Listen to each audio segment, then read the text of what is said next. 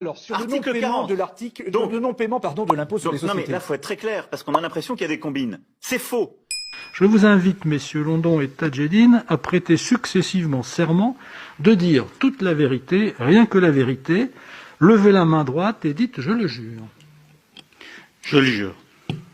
Je le jure. Auprès de quelles entités en France ou ailleurs sont domiciliés les contrats de travail de vos collaborateurs travaillant en France, votre chiffre d'affaires et vos bénéfices réalisés?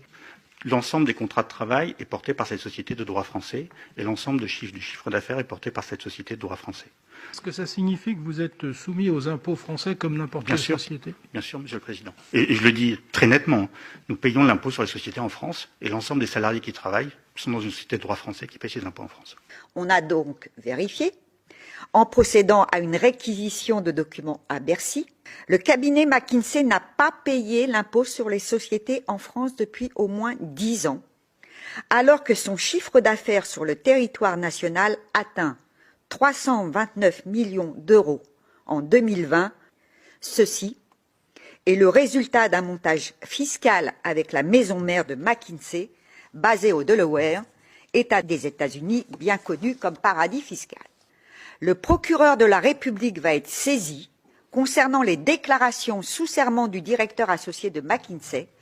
Il reviendra au parquet de poursuivre les investigations. Vous avez obtenu un contrat d'un montant de 496 800 € pour, je cite, évaluer les évolutions du métier d'enseignant. Vous pouvez nous dire à quoi aboutit cette mission? Réfléchir à quelles étaient les grandes tendances d'évolution de marché, des évolutions du secteur de l'enseignement, quelles étaient les évolutions aussi attendues du marché d'enseignants, quelles pouvaient être les réflexions autour du métier d'enseignant. C'est une somme assez conséquente quand même. Donc ça aboutit à quoi précisément? D'une part, de travaux de benchmarking, de comparaison, et donc réfléchir à un certain nombre de thèmes de réflexion qui étaient prévus pour la tenue d'un séminaire avec les responsables enseignants qui était prévu en février 2021.